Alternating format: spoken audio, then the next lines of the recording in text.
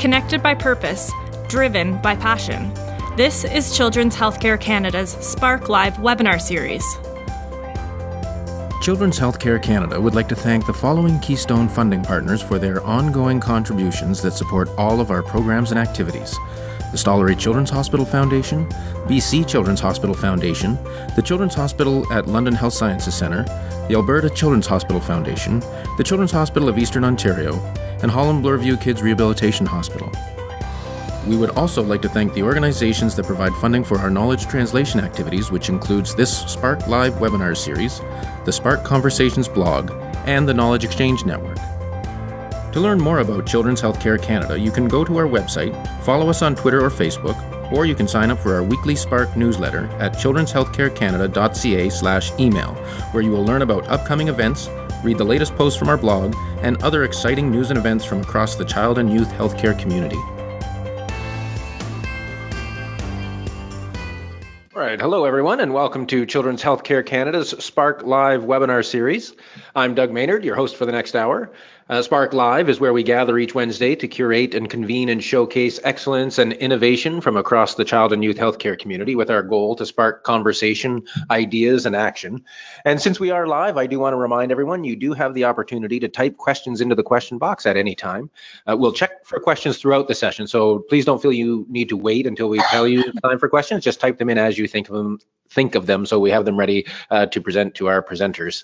And also feel free to share your thoughts on Twitter, and be sure to tag us at ChildHealthCan. And today we also encourage you to use the hashtag #ItDoesn'tHaveToHurt. Because today we are going to be introducing you to SKIP, Solutions for Kids in Pain, a new knowledge mobilization initiative. We're very excited today for today's presentation and to introduce you to SKIP. Many of you may have heard of SKIP already. There's been lots of activity on social media over the last few weeks or months. Many of you may have even participated in one of our many launch events that we've had over the last month or so. So SKIP is a new knowledge mobilization initiative, part of the Networks of Centers of Excellence, funded by the federal government. And we are proud to say that Children's Healthcare Canada is one of the co-leads, along with Dalhousie University, with one of our guests today, Dr. Christine Chambers, as a co-director, and myself as the knowledge user co-director. So it's really a great opportunity for us to showcase some important work, and we're really proud to be part of this. And we were very grateful when Dr. Chambers invited us to join her in this initiative. So without any further ado, it's my pleasure to introduce our two other speakers. And that being said, me being one of the co-directors of SKIP, I will try to keep my usual impartial position as the host of the webinars, but I may play a few favorites with SKIP, because it is something we're very proud of. But today we have joining us Dr. Christine Chambers, who many of you know from many different things, including many previous webinars in our series. Dr. Chambers is a clinical psychologist and Canada Research Chair in Children's Pain, and a Killam Professor in the Departments of Pediatrics and Psychology and Neuroscience at Dalhousie University, and she's based in the Centre for Pediatric Pain Research in Halifax. Her CIHR-funded grant, It Doesn't Have to Hurt, hence the hashtag that I mentioned earlier. This initiative that we were also proud to be a partner of was an initiative for parents that generated 150 million content views worldwide, trended nationally on social media several times, won multiple national and international awards, featured in the New York Times, Globe and Mail, CBC's The National, and I think that there's certainly more than that, which is one of the reasons Dr. Chambers, not only an expert in pain, but knowledge mobilization for sure. And joining us also another familiar name, Lisa Lachance, who is the managing director of SKIP, but any of you that have participated in our webinars over the past few years would recognize Lisa as the managing director for Wisdom to Action, originally known as the Children and Youth in Challenging Context Network, also a similar knowledge mobilization network, part of the NCE program. So some great experience from Lisa as well, and it's great to welcome her back to the stage as well. So without any further ado, I'm going to hand the virtual podium over to Dr. Chambers and Lisa out in Halifax. Over to you guys. Great, thanks so much. Yeah, hi everybody. We really appreciate you joining us today. And so what we've planned is to provide kind of an overview presentation. We've been really busy over the last few weeks and months launching SKIP, helping to raise awareness, and a lot of people have had questions. So we're grateful to Children's Healthcare Canada for an opportunity to give you an overview, and we've saved lots of time for questions as well, and we're really looking forward to the chance to discuss with you. So what Lisa and I have done is sort of divided up the presentation in a couple of different ways. So to start, I'm going to just provide a very brief introduction to the problem of pain in children. And many of you joining in on the call today, on the webinar, are passionate about this, or perhaps interested in doing more in your own institution. We know that children in hospital experience pain in many different ways, whether it's pain from procedure, pain from disease, pain from surgery, pain in the form of chronic pain, and that, we are truly world leaders in children's pain research in Canada. We have much to be proud of, and there have been many significant advances in treating children's pain. But sadly, there are still many ways that we are failing children when it comes to pain management. And, why is this? Why is it that we're world leaders in producing children's pain research, yet this research isn't always used to the benefit of our children? And this is a problem that is not unique to pediatric pain, although we do provide a really good case example of this gap between research and practice. But on average, various estimates have settled upon the fact that it takes 17 years for about 14% of clinical research to find its way into practice. So you can see here the research pipeline is a long one that spans from priorities for research funding to review of grants, publication, research synthesis, guidelines for practice, and eventually, hopefully practice change. But the way science works is that, there is no direct mechanism through which research findings can get out of the medical journals and out of the medical conferences and into the hands of the different knowledge users who could benefit. And that includes patients, caregivers, health professionals, policymakers, and really the public at large. And so the result of that is that across the healthcare system, beneficiaries in terms of patients and as well as providers are lacking the information that they need to access what works for their issues. So 1/3 of patients don't receive evidence-based treatments.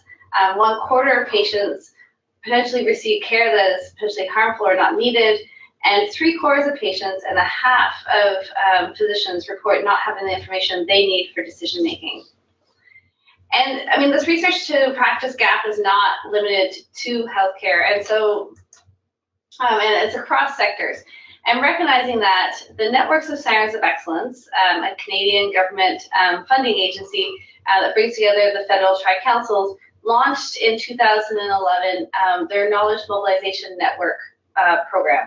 And so this was designed to support, as the name would suggest, knowledge mobilization, so it doesn't support research, but instead taking that research, building together a network that brings together knowledge producers, knowledge users, and beneficiaries to consider how to overcome that research to practice gap.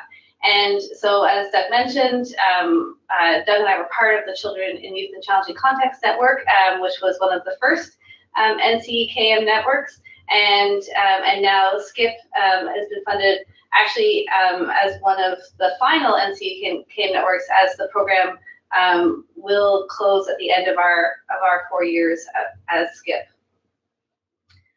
Great, and I'll say as a researcher, this is a really different kind of grant than anyone I've ever held. Usually you get a grant to do research, to generate new knowledge, but as Lisa said, this is a very different program. We're not actually allowed to use a penny of the grant to create new knowledge. It's all about mobilizing that knowledge and working with partners to do so. So we're going to walk you through our visual summary that explains a little bit about what SKIP is. And we do have a website, www.kidsandpain.com. mobilizing.ca, where you can download a copy of this visual summary, both in English and in French.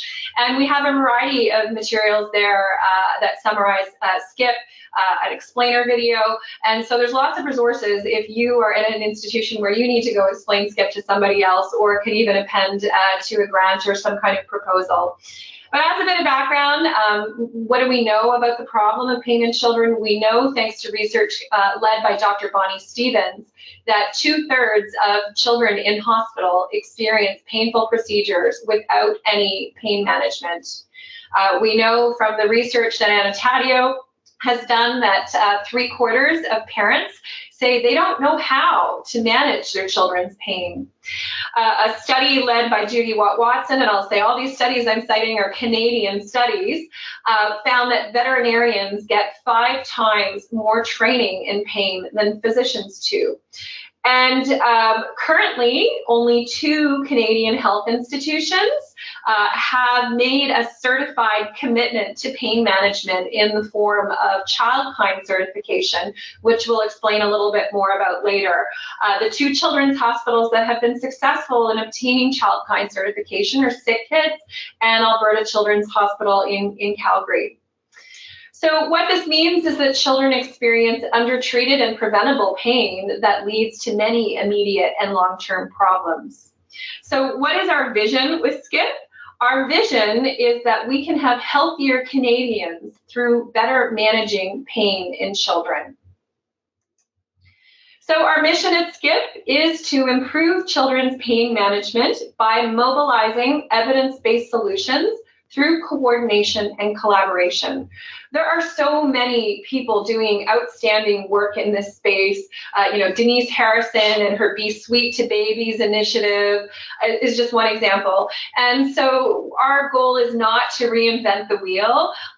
Our goal is to help coordinate, collaborate, amplify, and also fill some gaps. And so our network approach means that we're bringing all kinds of different stakeholders to the table. So NCE likes to use this language of knowledge producers.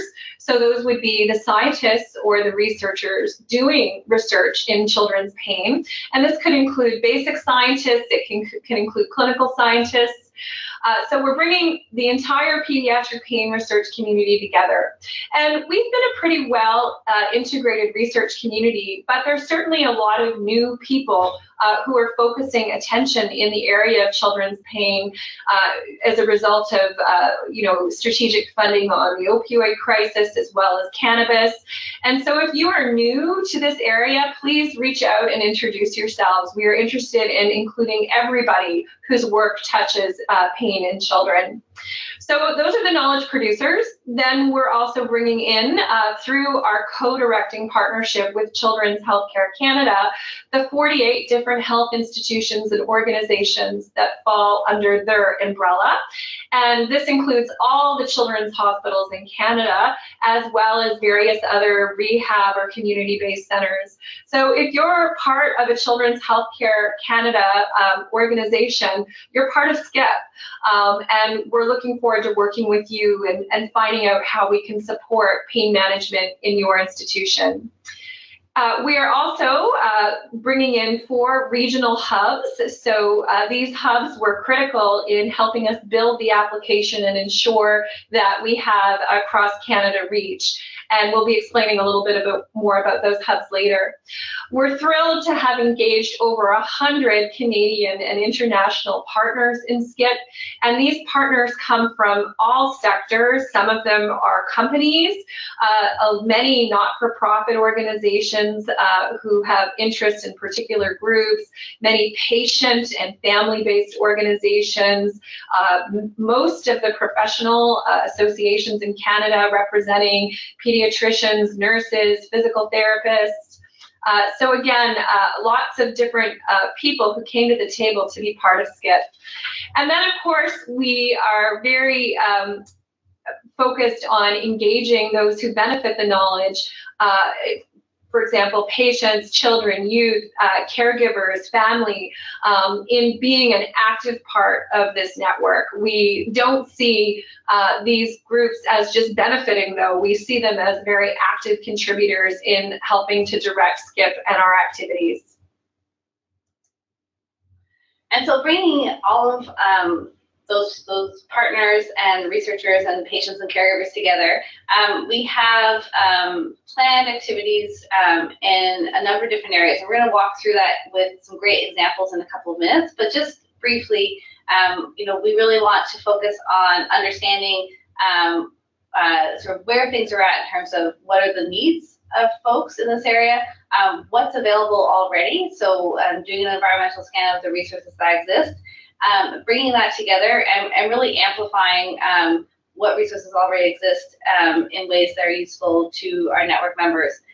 We're also really interested in taking research and developing tools, so tools for patients and caregivers, tools for clinicians, tools for administrators to really put what we know into practice across the healthcare system. We're also interested in supporting the facilitation of change, and we're going to talk a bit about our specific example around that in a minute, and really contributing to the public conversation and increase public awareness around this issue, as well as creating a sense of urgency, because we do know, as Christine said earlier, that unmanaged and untreated pain really creates immediate, but also long-term health effects. So where do we hope this will lead us at the end of our 4 years of confirmed funding and hopefully beyond is in improved children's pain management in Canadian health institutions. And our impact is that we hope and aspire for less suffering and really trauma for children and families, less avoidance of necessary health care, lower risk of addiction and chronic pain in adulthood, as well as less financial burden on people and the health system as a result of poorly managed pain. And we are already a world leader in creating knowledge about children's pain. And our vision is that with the support and working together, we can become leaders in use of knowledge about children's pain as well, so that this science is actually put into practice. And so now we're going to tell you a bit about some of the details of how we're going to achieve this, how we're going to work towards these important goals. So one step has been putting together our SCIP Administrative Center team. And so as Doug and Christine have talked about, they're the co-directors of SCIP, Christine as the scientific director and Doug as the knowledge user director. I'm here as managing director. We have a wonderful team, Darlene Old in finance, Pam Lovelace in communications and project management, and Bridget Graham, who's our administrative coordinator. And we're based here at Dalhousie University and hosted in the new collaborative health education building, which you see pictured on that slide. And a requirement from NCE is that we incorporate as a not-for-profit organization. So SCIP is a standalone not-for-profit organization, but is hosted by Dalhousie University, who again have been critical to helping us move this work forward. And as a result of being a not-for-profit organization, we report to a board of directors. So we're thrilled to have Dr. Judith Hall from Vancouver as our board chair. Dr. Hall is an esteemed clinician and scientist who's had major leadership roles nationally and internationally and has considerable experience in governance. Joining her on the board is Alice Aiken, who's the Vice President of Research at Dalhousie, Kevin Bly, who is a businessman but also father of a child who experienced chronic pain. So he brings the caregiver perspective. Tim Caulfield, who many of you know from Edmonton, who is passionate about debunking fake science and making sure that evidence prevails. Manon Chouanière, who is a well-respected psychologist in the area of pain from Montreal. Julie Drury, who is a well-known patient advocate and brings considerable experience from health and from her perspective as a mother. Julia Hanigsberg, who is the CEO at Holland Bloorview, who brings a healthcare administrator perspective. Jolene Huber, who is a pediatrician but also is a health journalist for CBC.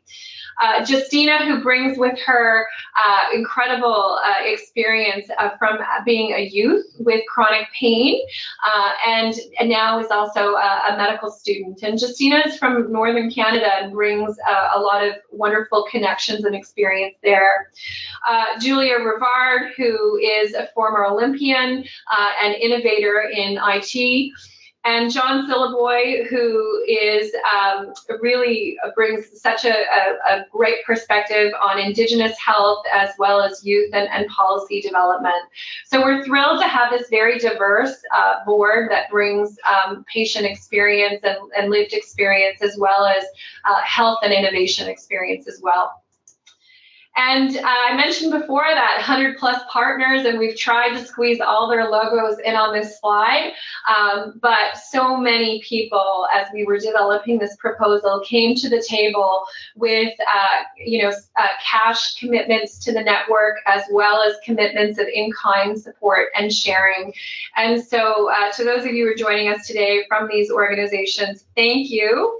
Lisa and Doug and I have had a very busy few months of trying to touch base personally with phone calls and Zoom conferences with each of our partners, and we're still making our way down the list. And at this point, we're really trying to learn from each of you and each of these organizations what they are able to bring and how we are able to help and where the synergies are. And we're keen to grow. 100 is not enough for us. More is better. The more people we can bring together. So if you are part of an organization that you think might be interested or have ideas, we're very open to growing the network. And again, pulling all the right expertise, energy, resources to the table. And so we're going to walk through some of our planned activities and some examples we have of where we think SCIP can add value and amplify the important research, advocacy, and work that's already happening in pediatric pain in Canada. I mentioned earlier, one of our areas of focus will be we have already started our needs assessment process. We already have over 1,000 responses to a survey that we launched in the application phase. We're going to add to that assessing readiness for change, environmental scan. All these steps are really important to really understand what are the knowledge user needs and assets as well as gaps. And it's an important step in doing knowledge mobilization, because we need to learn from the 100 partners we're already connected to, as well as others, what's really needed and where SCIP can bring a network approach to move things forward. So as I mentioned, we do have a survey open, and we've been collecting a lot of information about what people do, what they need, where they feel the gaps are in terms of pediatric pain. We have other partners that have already done some of this environmental scan and priority setting as well. I'll let Christine speak to this initiative. Right, so this is, and what we've tried to do here is give you just a few examples throughout our logic model that to give you an idea of the kinds of things we'll be doing and also the kinds of partnerships we're keen to engage with. So this is a slide from Katie Burney, who is at Alberta Children's now, and some collaborative work she's done with Jen Stinson and many others as part of the Partnering for Pain project. And this was a CIHR funded Canada-wide initiative that Katie used to bring together youth, families, and clinicians to guide pediatric chronic pain research and care. So you can see here she brought together 5 different sites, 8 different researchers, clinicians, 7 youth and parent partners, and 2 patient stakeholder groups.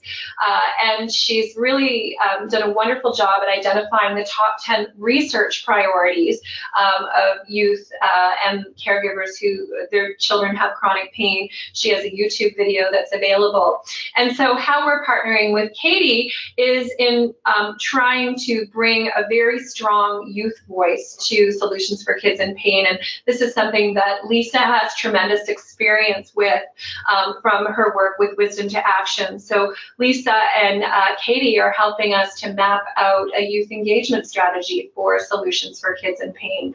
So again, one example of how we're engaging knowledge users directly in informing the activities and initiatives that SCIP will be supporting and leading. And so back to our logic model. So our second column there is really focused on this idea of producing knowledge mobilization tools that meet the needs of knowledge users, of our network members. And so we anticipate producing tools for patients and youth, for caregivers, for health professionals and administrators. And it's really a chance, again, we have so much amazing research happening, and this is one of the key ways to get it into action. So an example of a project that's currently underway is we have a partnership with Parents Canada magazine, and we've also been very lucky to have Lindsay Richter join us for the last 6 months as a Friedman Scholar from UBC. Lindsay has a research interest in neonatal pain. And so she's been working with researchers across Canada to develop a really, plain language, caregiver-focused 2-page overview around effective practices around neonatal pain management. And so we've brought the expertise together between our partnership and support from Parents Canada, as well as financial support from various partners. We're pulling together this 2-page insert that will be available in the summer. And Christina's experienced doing this before and has had a previous Parents Canada insert. And they're really an effective tool to reach really thousands of Canadian parents. Yeah, and I think this is a really good example of how, SKIP will be able to do a lot of sharing and amplification just as part, for free for people, for researchers. But there are some opportunities that do have some cost attached to them.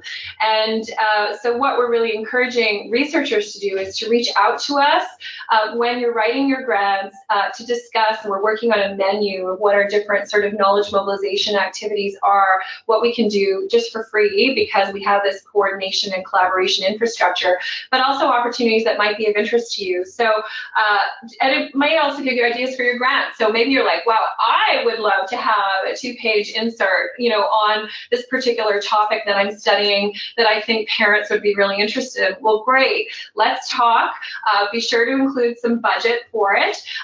And then we'll be able to, through our relationship with Parents Canada, create an opportunity and provide some coordination, collaboration to actually have this happen for you. And it's hard for researchers. I know it took me 20 years to get to a point where I could develop these types of relationships and understand how to get my research, not just in a little folder or a little brochure that I create myself, using PowerPoint, but in a form that is going to actually reach lots of people. So that's one really good example. And I think on the flip side, I mean, as knowledge users or as organizations or caregivers or patient advocates involved in this work, also if you're seeing a gap in what you think is accessible in terms of evidence-based information, to also that's another way to come to SKIP and say, there's a group of people who don't have access to information they need, and maybe we can connect you with the researchers who know that, and maybe we can again produce something that's helpful for everyone to have. So again, another example of an initiative that we'll be continuing. So some of you would be familiar with our It Doesn't Have to Hurt partnership with Erica M's YMC, and Doug referenced this in the introduction. This is a way to get research out to parents using digital or social media, blog posts, Twitter parties that have been really successful. So we will be relaunching this program with YMC, and we're going to be looking for great research to mobilize for parents. So we'll be trying to be responsive to our needs assessment and what our parents are telling us that they would like to learn about in children's pain. But if you, again, have research that you think would be great to feature in a blog post, or you want to get parent feedback on, here's a great opportunity. So please reach out to us. We're just working out the details with YMC about what the next year of this program will look like. And this is just a bit of a historical slide on how we connected researchers with YMC. Again, we bring the parent engagement component and some of the partners we had engaged, including Children's Healthcare Canada in its previous identity, CAPC. Oh, I back one. Sorry. So another example of a tool that we'll be creating, this is one that's targeted more towards policymakers as well as hospitals themselves, is we're thrilled, and Doug and Children's Healthcare Canada was really critical in helping bring this partnership to life for SCIP, a partnership with Health Standards Organization Canada. So they create all of the accreditation standards for hospitals. And to date, there has not been a pediatric pain management standard. So we will be working very closely with HSO over the next 18 months, and we will be reaching out to many of you, because for this work to be successful, we need to have excellent representation on different committees to make sure we have the right clinical expertise at the table and the right research expertise, as well as the right lived experience and patient expertise. And so you can see here, HSO standards ensure that standards are based on up-to-date research, which is what SCIP is committed to, as well as best practices globally. Again, what we love about HSO standards are they are co-designed with experts, and SCIP is all about co-design and co-creation, including the different groups that I mentioned. And HSO also provides very much a people-centered foundation in the standard. And so while this is a standard that we aim to have implemented in Canada, I know many of you are joining internationally today as well. We've had quite a few emails. Potentially, this is a standard that you think might be useful in your healthcare system. So we'd be keen to chat with you around how we could potentially scale this up internationally. And we do intend to focus on institutional change in a couple of different ways. So one we mentioned earlier is we have regional hubs, and so we're closely partnered with Dr. Samina Ali at the Stella Children's Hospital, with Dr. Bonnie Stevens and Dr. Fiona Campbell at Sick Kids, of course with Doug and Children's Healthcare Canada, and Dr. Alan Finley here at the IWK in Halifax. And together with knowledge brokers that will be situated in each of the regional hubs, I mean, this is really the power behind SCIP in terms of supporting institutional change, regional change, as well as contributing to national projects. And the role of these hubs, is just really key in keeping us connected to knowledge user groups, to the researchers who are out there, and really making progress on some of our core projects. All right, and to give you an idea of some of the other work that we'll be doing around facilitating change and how these knowledge brokers who are embedded in our regional hubs will be able to support change, I mentioned previously ChildKind International, ChildKind certification. So what ChildKind is a certification that healthcare facilities can receive who demonstrate institution-wide excellence in assessment, prevention, and treatment of pain.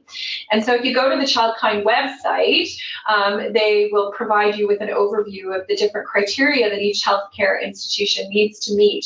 ChildKind is one of our partners, and our goal is to try to onboard as many of the 48 Children's Healthcare Canada institutions or organizations as we can over the next 4 years. We appreciate some health institutions are already ready to go and are already getting close. But I know that it is a lot of work to try to put together this package and to get everybody on board. And so we want to be able to help. And because we bring together all these different institutions who have been through this, the two in Canada as well as others, what we're going to try to do is toolkit this, help each other learn from the experiences so that it is easier to be able to seek this accreditation, and also to troubleshoot. Again, this is what our knowledge brokers will do, is to troubleshoot some of the barriers around what might need to happen or change in order for this to be possible. And I should mention, we've talked about our 4 regional hubs, but we've been overwhelmed with the interest in SCIP, and it's wonderful. So I mentioned previously, everybody is a member in SCIP. If you're at, you just have to sign up on our website or be at one of the Children's Healthcare Canada organizations to be considered part of us. So some people said, I want to be a part of SCIP, and I'm like, you already are. But we have had interest from a number of institutions and hospitals in becoming a new hub for SCIP, and we're very enthusiastic about that.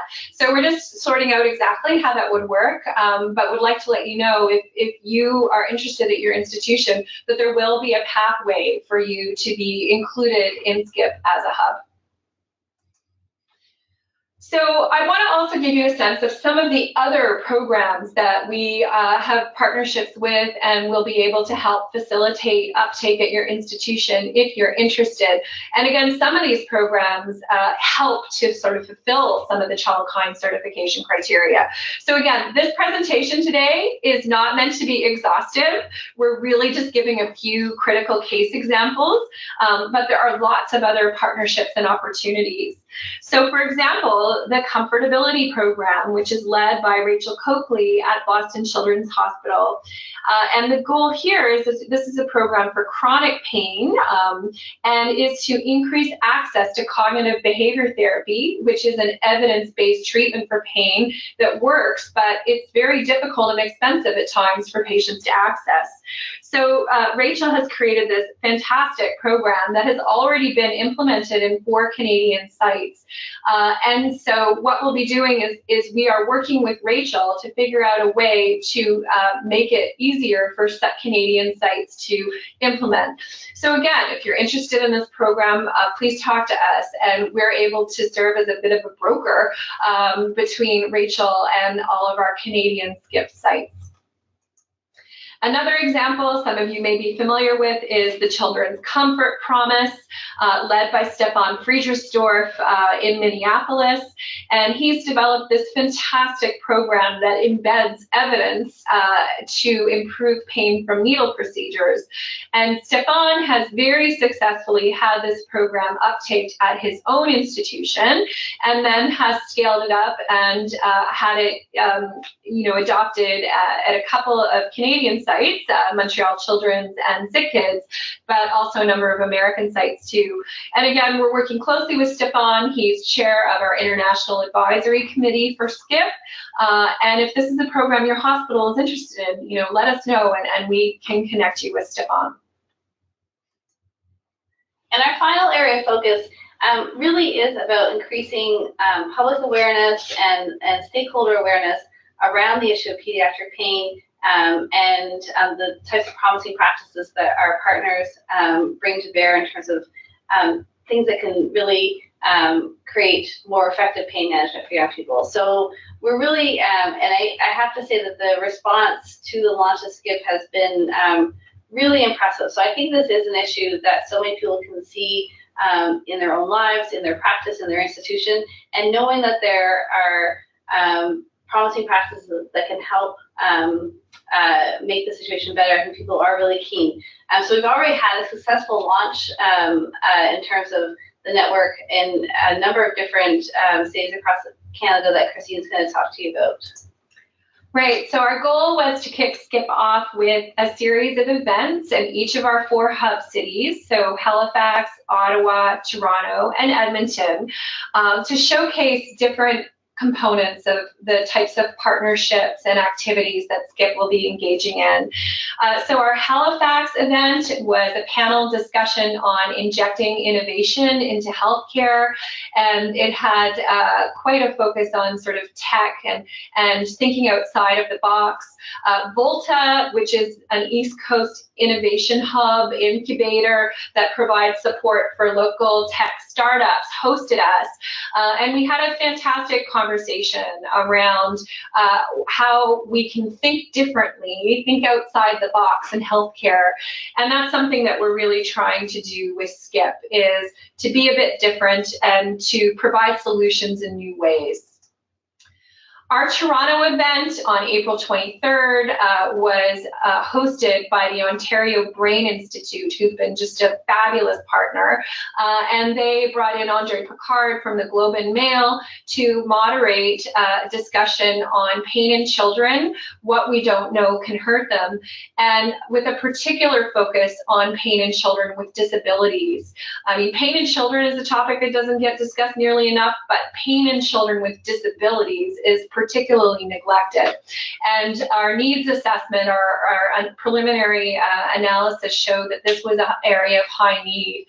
So we were thrilled to have representatives from Holland Bloorview, Darcy Feelings, who is part of our SCIP key team, as well as Julian and Donna Capelli to provide a patient and parent perspective. And I should mention that there was a lot of media attention to this event. Our panelists were interviewed by Ben Mulrooney on CTV, and that evening we trended not just nationally on social media, but globally as well.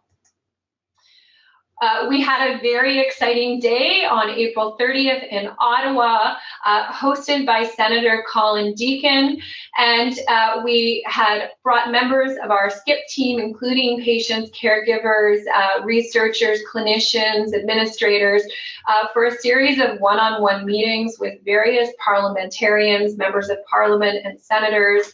A speech was made by Senator Deacon in Senate about knowledge mobilization, using SCIP as an example of an innovative approach. And Senator Deacon kindly hosted a reception for us where we were able to further engage and share information about pain in children. So we were thrilled to have this opportunity to engage with this audience and get the issue of children's pain management on their radar. And finally, last but not least, our Edmonton-based initiative that was hosted by our hub lead, Samina Ali, an incredible partnership with the Women's and Children's Health Research Institute, Stollery Children's Hospital Foundation, Alberta Health Services, and Stollery Children's. This was a wonderful panel discussion about procedure pain in children, a focus also on vaccination pain, and there was some excellent media attention by Suleen Go, who was our moderator for the event. And this event had a very sort of hospital healthcare driven focus, great representation from the Child Life team there, and Child Life specialists play such an important role in pain management. So those are our national events. We are not over yet though. We do have other events planned coming up in Vancouver in October. We will be at the Pain and Child Health event in Montreal in November. And we're very keen to come to you. If there's an event that you host or would like to host on children's pain, please reach out to us. And if there's a way that we can support your efforts, we will. So that is the wrap up of our formal presentation. Lisa and I tried to share with you some of the highlights of what we're up to.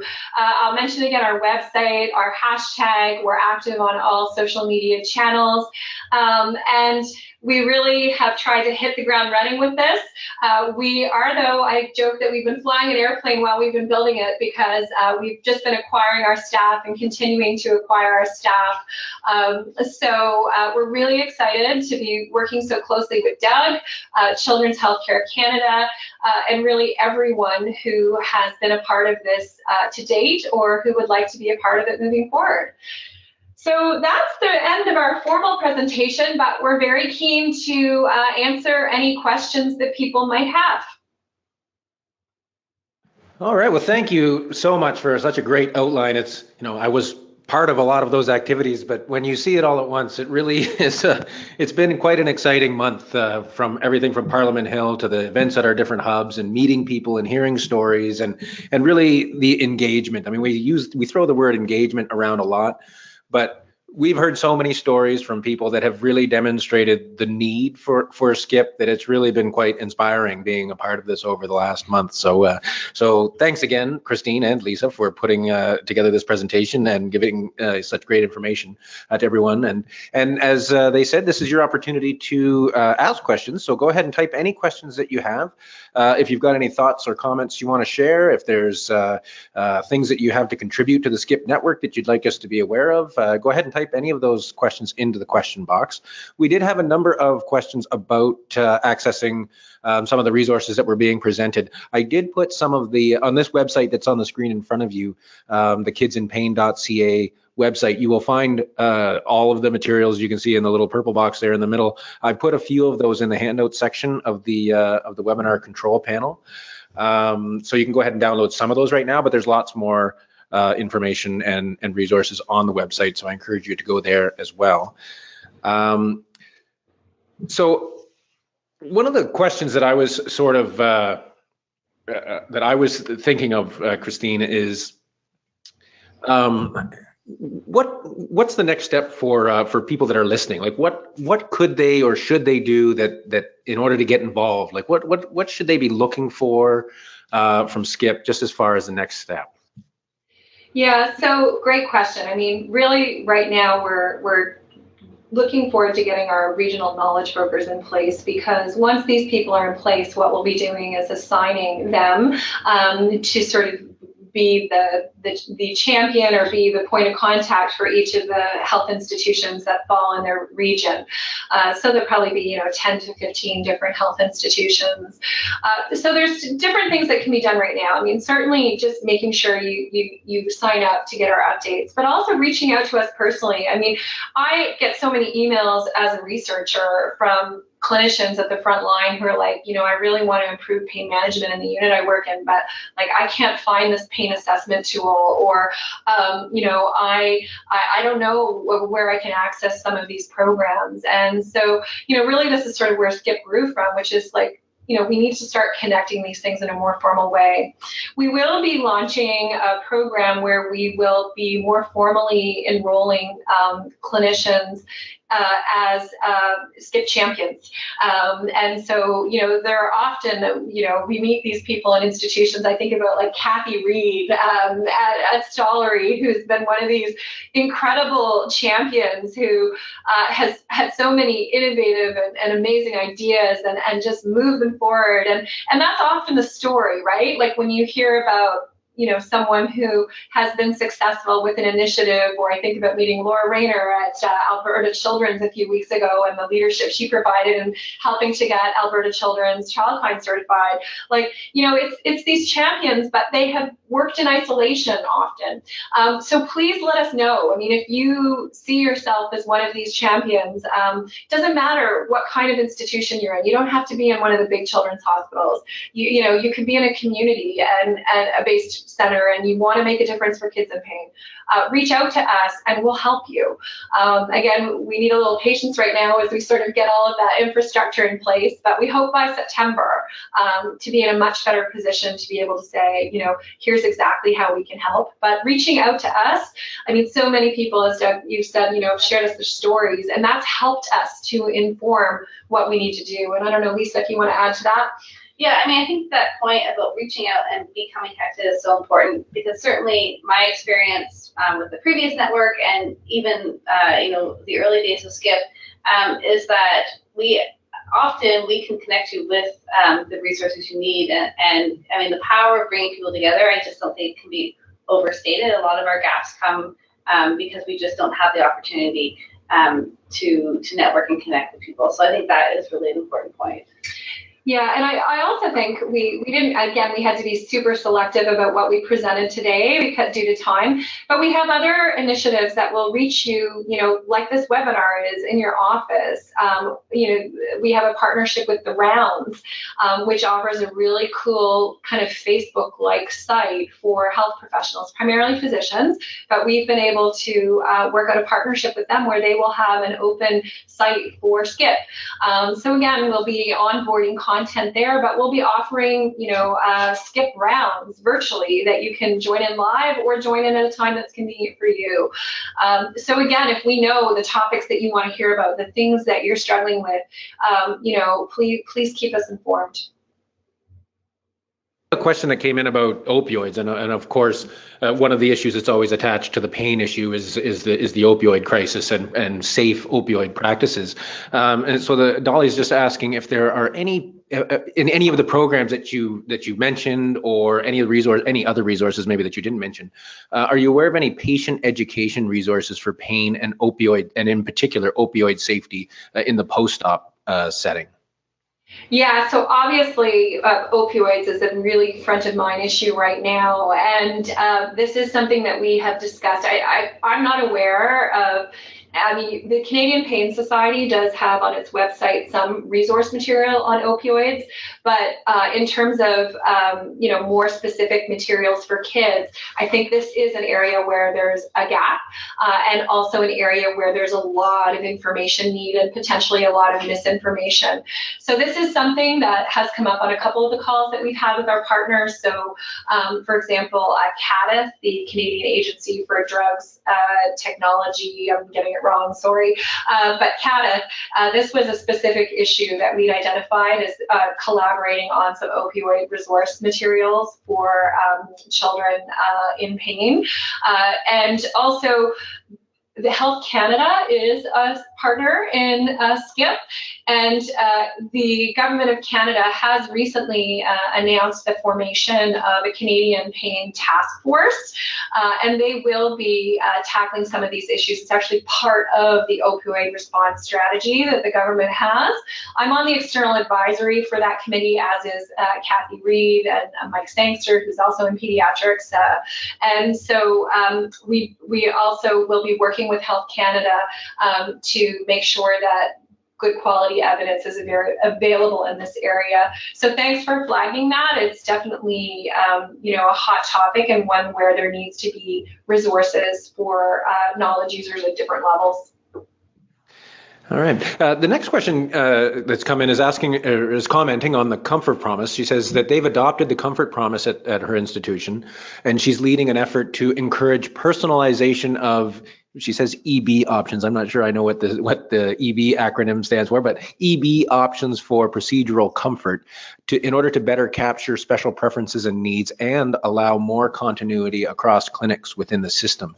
She's just wondering if anyone has done this before. Are you aware of any tools out there that could be integrated, in particular integrated into an EMR already, before she goes ahead and creates her own system there that she would then have to test and disseminate? So, that's an interesting issue. That whole many of our centers are going through the process of implementing these large EMRs, and I often have the opportunity to ask them, what have you done with this EMR implementation that recognizes issues around pain? Have you built in a pain scale and appropriately and other pain practices into the EMR in any way? But she's just wondering if, with respect to the Comfort Promise, if you're aware of anyone who's done that, particularly integrating that into an EMR situation. Yeah, that's a really interesting question. And first of all, congratulations on getting that program implemented at your health center. That's fantastic. And we would love to learn from you and your experience and how you were able to do that. I'm not aware of anyone who has looked at integrating sort of those into the EMR, but I think it's really smart. And Lisa's taking notes here, and this is something we haven't really explored yet, but this is a kind of partnership, right? Like, we're interested in making change happen both from the bottom up, so informing and empowering patients and caregivers, but also from the top down, and the accreditation standards, one example, but certainly, embedding it within the systems that healthcare providers are already going to be using is important. So, reach out to us. We'd be keen to talk to you about how we could support your efforts and then learn from them. This is a really, important issue right now. And we have heard stories of EMRs being developed and having pain tools integrated that are not, say, the preferred, or I think the EB was evidence-based, probably, Doug, evidence-based tools. And that's worrisome for us, and a good example of what can happen when you don't have all the right stakeholders at the table. So, great points, and a great example of how we can learn from you, but also potentially how we might be able to help, and also help make sure that your efforts, which would be a lot of work, are then be able to be used to the benefit of others. And I think, for me, I see this all the time as people reinventing wheels over and over again, and it's so much work. It's like, how can we all work together? Obviously, each place is different. There is some unique contextualization that needs to happen, but there are a lot of things that could be shared and implemented across settings. Question's a timely one, somewhat. She's saying, as a parent and caregiver for 2 children with IBD, inflammatory bowel disease, what resources can you share with respect to chronic pain management? And I think, in fact, Christine, you were just presenting at an event related to IBD, if I'm not mistaken. Yeah, so we're thrilled to have Crohn's and Colitis Canada as one of our partners, and we did present as part of a local Atlantic Get Gutsy event a few weeks ago, and they've identified this as a need, and certainly we've done some research on pain in children with IBD here in my lab, and we know this is a big problem, and there really hasn't been much. So we are going to be working with them. In fact, I'm meeting with their executive director today when she's in Halifax to talk about what this collaboration will look like. So thank you again for identifying that as a need. It's something that is on our radar, and of course we'll be reaching out to patients and parents to make sure that the resources are co-created in a way that meets your needs. So if this is something you're passionate about, please fill out our needs assessment survey, but also reach out to us, and perhaps we can engage you as a parent partner in these activities. So the next question says that we identified pain in children with disabilities as a particular specific area of need for additional research. Are there any others that we've identified over the last few months, like specific areas in which unique areas that are particularly in need of additional research or resources? Yeah, I mean, there were so many on the list, and many, including pain in newborns, pain in premature babies. There was a lot of feedback around pain in vulnerable populations, and I think one of the areas that really came clear through the needs assessment, and we're doing another review of the needs assessment tomorrow morning in our team meeting here, are dealing with barriers, and I think this is proving to be the biggest challenge in terms of putting knowledge into practice is navigating these barriers in an effective way. I don't know, Lisa, if you want to add anything on what we've been learning. No, I mean, I think some of them have already come up in terms of, sort of topics of the day in terms of opioids, vaccine hesitancy, and again, we have some of that on hand, and others we'll have to assess who we can partner with and who can bring that forward. The specific population is the Indigenous children and youth, and we do have the partnership with John Sillaboy and Margot Latimer, the Aboriginal, I'm probably going to get this wrong, Aboriginal Children's Hurt and Healing Initiative, AIC, I think. Is that correct, Christine? Yeah, you got it right. And yes, definitely, this is such an area that Margot and her partners and the Indigenous communities, particularly here in Nova Scotia, have provided incredible leadership on. And so we're thrilled to have Margot as part of our team and John sitting on our board. And we're looking forward to learning from them and finding ways that we can support each other. And there was so much interest in the work that they were doing when we were in Ottawa. So again, as you say, identifying these particularly vulnerable populations who have been neglected. I think that's really where we're at with pain is, we've amassed a lot of knowledge, but there are still these gaps in these vulnerable groups or underrepresented groups. All right. So we've got quite a few more questions left. So we've got about 4 minutes left. We'll try to get through as many as we can. So the next one's asking about evaluation and measuring the impact of SCIP. And she goes on to say, other than child life certifications, which is an obvious one, so we can count the number of over the next few years of organizations that achieve child life certification, implementation of a pain standard in hospitals, and those sorts of things are easy ways in which, if we accomplish these things, they're easy to measure. What are some of the other ways that we're going to be able to measure the impact of SCIP? So I'll tackle this one. I mean, we do have the beginnings of a performance measurement framework and evaluation plan that we're going to be elaborating over the next couple of months. Like the participant noted, there's some things that are easy to count, and number of tools developed, number of institutions certified. I think what we need to then look at is probably looking at some of the qualitative measurement as well to really understand impact. So, in the work I've done previously in knowledge mobilization, you can look at sort of outputs and immediate outcomes in terms of increased knowledge, increased understanding, increased awareness.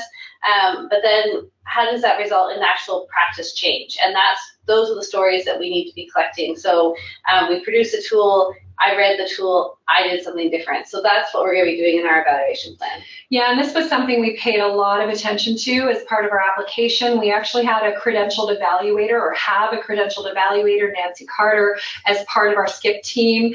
She led us through the development of our logic model, and so we didn't show you our more elaborated performance and evaluation metrics, which, as Lisa say, include both quantitative and qualitative measures. But this is something that, NCE monitors very closely and that we are paying very careful attention to. But having, done this knowledge mobilization work for a while, it's really messy. And for us researchers, we don't get trained in evaluation. We think we know how to evaluate things, but we know how to study things in rigorous circumstances. But this is real world change, and it's messy and it's dynamic. And we do have a number of key performance indicators. But as Lisa said, we'll be looking for different sources of data to help inform the impact of our efforts. Christine, you did learn a lot about evaluating impact through social media, through the It Doesn't Have to Hurt campaign, and we do have a couple of those sort of technology partners who have expertise in an analysis of social media impact to understand at least some level of our ability to disseminate knowledge, and maybe some sentiment analysis, as well as some other components around the social media piece that we've got some partners supporting us on. Exactly, yeah. We have a couple questions here about sort of the education sector and public health, the public health area. So it's an interesting conversation. I mean, we only have 4 years. We only have $1.6 million over those 4 years. So we've had some difficult conversations about how far outside of the quote unquote healthcare system, the traditional healthcare system we can go. But these questions are, the first question is asking, how are school professionals being made aware to help support kids and families through painful situations? Is how the education system is being geared to support kids and support kids and move on? The awareness this person is suggesting the awareness around pain in the education system is limited and support is minimal. While we talk about Canada being a leading in children's pain, but it doesn't seem to be trickling down to children that are experiencing that pain in the education system.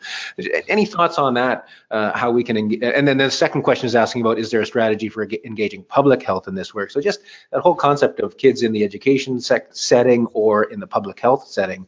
What's SCIP doing in those two areas? Yeah, I mean, we would love to take this all on, and as you said, Doug, we had to make some tough decisions around sort of what our focus would be, and so really, our primary focus is, pain in health institutions. However, we appreciate all these challenges. I know Katie's top 10 priorities for youth with chronic pain identified, school-based issues and interactions with the education system. So we have been introduced to a partner, a national partner, who can help us with school-based work outreach, and so that's something we're working on. And with regard to public health, well, Doug and I presented to the Public Health Agency of Canada at the beginning or at the end of April, I guess, and so we're very keen to work with them and to see how we can grow this. Our rationale in focusing on healthcare institutions, at least initially, was that many health professionals, rotate through healthcare institutions, and so have an opportunity to learn about pain management here and then take it to the settings that they go practice in eventually. And likewise, when patients experience quality pain management in a children's hospital or other healthcare institution, they will take that experience and expectation with them elsewhere. And I know Doug and I, we met an incredible mom who talked about the amazing pain management she and her child had received at Stollery Children's Hospital. And she was also a public health nurse. And so when she was thinking about her pain in her context of public health, she was like, well, why can't we do this in public health? And so I love that example of, someone experiencing it through their parent perspective and then taking that into the world and benefiting children in another way. And so really, I think that's what we're hoping SCIP will do, is make some focused changes that will then have spread and really spark awareness of children's pain management in other settings. And I mean, we really hope this is just the start, and that we have an opportunity to grow this in a lot of different ways. All right. Well, I think that's where we're going to have to wrap it up. We are over time now. There's a handful of questions that we weren't able to get to, unfortunately. I think we did manage to capture most of them. But with that, I just want to hand it back to you both. Just anything you'd like to leave the audience off with, or leave the audience with before we sign off. Any closing thoughts? What's coming next? Any key messages that you'd like to leave the audience with before we sign off? Well, I mean, at the risk of being repetitive, we want to know who's out there and who's listened today, and we want to stay connected. So definitely go to our website, sign up for our updates, and that's a key way to remain connected with SCIP and get involved. Yeah, and I think just to chime in with the fact that, Doug and I and Lisa have said this on many occasions, we're not solutions for kids in pain. You are the solutions for kids in pain. And if there's whatever coordination, collaboration, amplification that we can do to support your efforts and work together, we're really keen to do. So please don't hesitate to get engaged, sign up, and be a part of our activities. Then with that, I think we'll sign off. Just once again, thanks for a great presentation, and thanks again. I always have to say for inviting us at Children's Healthcare Canada to be a part of this. It's been a great few months as we've started this work, and there's just so much exciting stuff coming in the future. So we're really looking forward to the next 4 years of working together on children's pain. Well, thank you, Doug, and thank you to Children's Healthcare Canada being such an engaged and open partner. It's been wonderful to work with you and Emily and the entire team. So again, a great example of teamwork. All right. Well, thank you very much. All right. Well, we do our webinars every Wednesday at 11 a.m. Eastern time, and we did have a few questions of some people who came in late asking about the recording. We do record our sessions. When you get to watch live, you do get to ask your questions and inject your comments, but when you can't, or if you miss part of the session, we do make the recordings available on our Knowledge Exchange network at ken.childrenshealthcarecanada.ca. Our next webinar coming up next week on June 12th. It will be the last webinar of before we go on our usual summer hiatus. We'll be talking about how children deserve medications adapted to their needs and why Canada is lagging behind in this area. And for this session, we'll be hearing from Andrea Gilpin, who's from the Goodman Pediatric Formulation Center at CHU Saint-Justine, the children's hospital, or one of the two children's hospitals in Montreal. And this is a center that's the first of its kind in Canada, and it has the mandate to facilitate and promote the development and commercialization of safe and effective medications in formulations that are specifically adapted for children, because we know that most drugs that are given to children are used what we call off-label and are approved in adults and studied in adults, but are never studied in children and often have different side effects in children. So we want to fix that situation. Many of these drugs are approved in children and tested in children in other countries, in Europe and in the United States, and we want Canada to catch up in that area. So we're going to hear from Andrea Gilpin and the Goodman Pediatric Formulation Center next week, and that, as I said, will be our last webinar of the summer. We come back in September after Labor Day. If you do want to make sure you do stay up to date on our webinars or all of the other activities that we do here at Children's Healthcare Canada, make sure you sign up for our newsletter, and you can find that newsletter subscription site or page on our website at childrenshealthcarecanada.ca. So thanks again to Dr. Christine Chambers and Lisa Lachance for joining us today, and hopefully we'll see everyone back here next week. Bye, everyone.